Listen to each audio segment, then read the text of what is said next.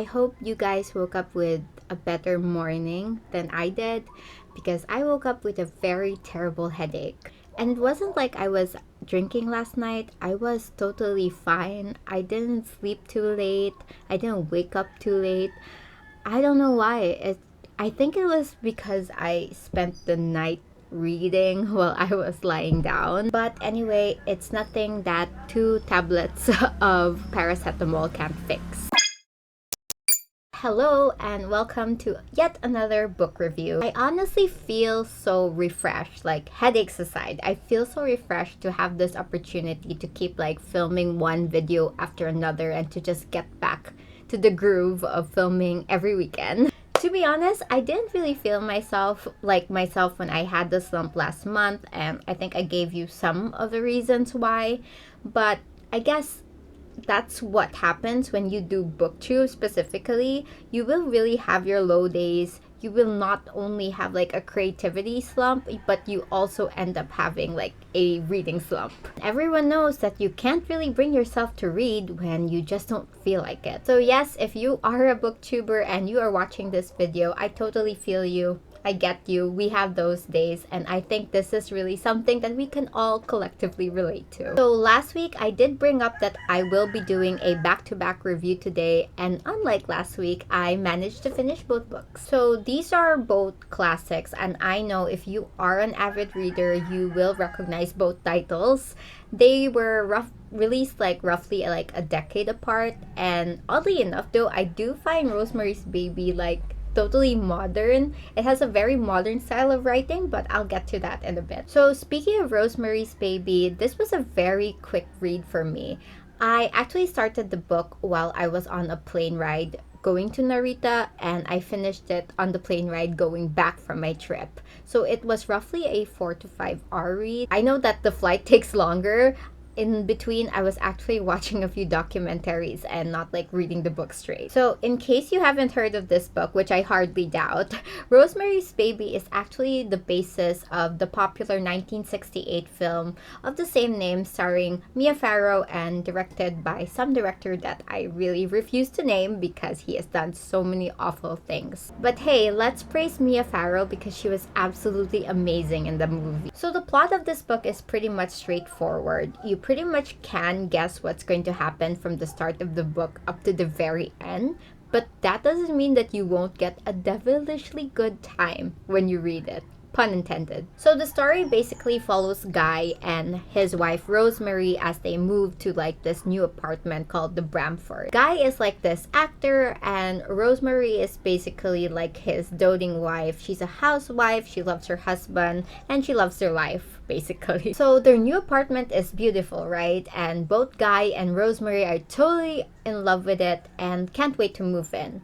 But that doesn't stop them from noticing weird things from the tenant who lived there before them. And the couple also gets warnings from their friend Hutch that the Bramford is actually this notorious place for people practicing witchcraft and unexplained deaths and also the occult.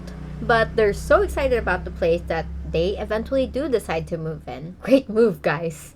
Really, really great move. Now, one thing we should also know about the couple is that they really, really want to try for a baby.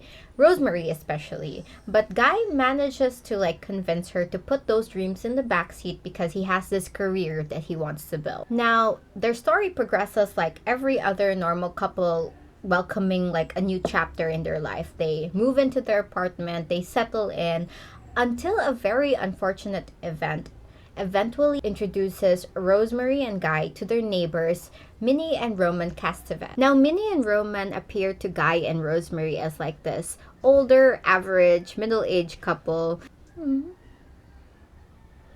Someone chill, guys. They're normal middle-aged couple, although they're a little bit meddlesome, and Rosemary can't seem to shake off this weird feeling that she's hearing this cult-like music coming from her neighbor's room on certain nights. So yes, we definitely know that this isn't going the right direction. So we eventually get to the part where Rosemary finally gets pregnant and that's where the story gets really exciting. I really did enjoy the fact that Rosemary was having weird pregnancy cravings and that she was particularly craving raw meat. Totally normal, right? And to make matters worse, Rosemary was also experiencing pain outside the normal threshold of like pregnancy. And to top it off, like no one was really like freaking believing her because everybody was just chalking it up to like normal pregnancy pain. I've like obviously never gotten pregnant, so I don't know what pregnancy pain feels like. But the doctor Rosemary had been seeing was like telling her that it was normal and that everything was going to get better.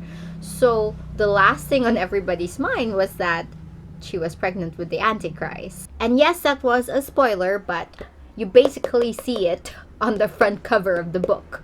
The baby has a devil tail. I'm not gonna spoil how she got pregnant though, because I do think that is such a horrible and disturbing aspect of the book. So obviously, trigger warnings there. Also, I'm not going to narrate how the rest of the story goes, but I will tell you this, the ending is really, really fun. I was actually chuckling in the plane when I found out, like in the middle of really terrible turbulence, I was laughing. It kind of reminds me of how my motherly instincts come out when my dog does something bad. Like sure, he peed on the couch, but he's still our baby, right? And like if his sole purpose in this world was to end the human race, I'd still love him. He's my baby. He's so cute. Speaking of, there he is, looking down on everyone. Anyway, if you're looking for a quick read and a very good classic horror book, then I 100% recommend Rosemary's Baby. It is a great book about horror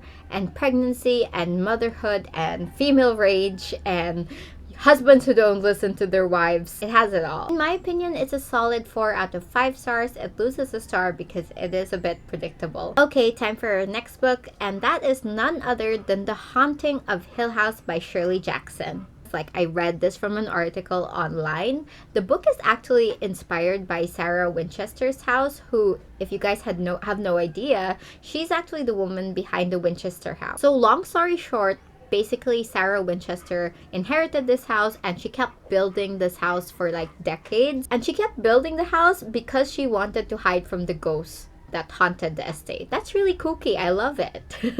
It's so camp.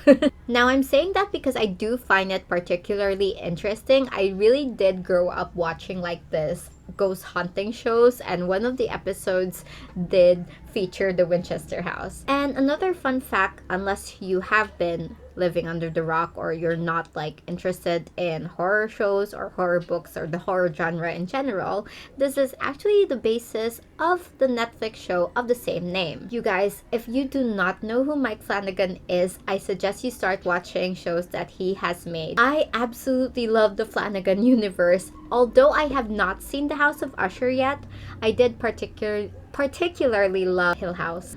Although a bit of a controversial take, I would place like Midnight Mass higher than Hill House. I just love the whole monologue on mortality. Anyway, the book is totally different from the series. Sure, the characters of Eleanor, Theo, and Luke all appear on both the series and the book. The central plot are just two different things. So essentially, there's like no need to read the book or watch the series to appreciate both. But if you ask me, watch both the series and read the book. They're totally worth your time. So the Shirley Jackson book centers around a few characters. I believe it was during the summertime that they spent some time in Hill House. They're all invited there by Dr. Montag and are to take part of like an experiment to investigate the paranormal activities happening in the house. So again, the characters here are Eleanor, Theodora, sorry, and also Luke, who happens to be inheriting the house. He's part of the family who owns the house, basically. He's the heir to the house. What's happening to my English? So as you might have guessed, like, paranormal stuff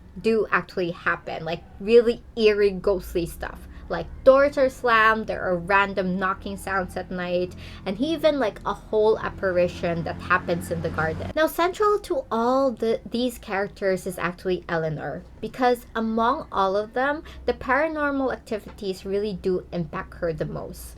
And even like if I were to like jump into the ending, it is very, very bleak because Eleanor does end up like crashing her car, but we never really know what happens to her after. And yes, I do know I just jumped into the ending.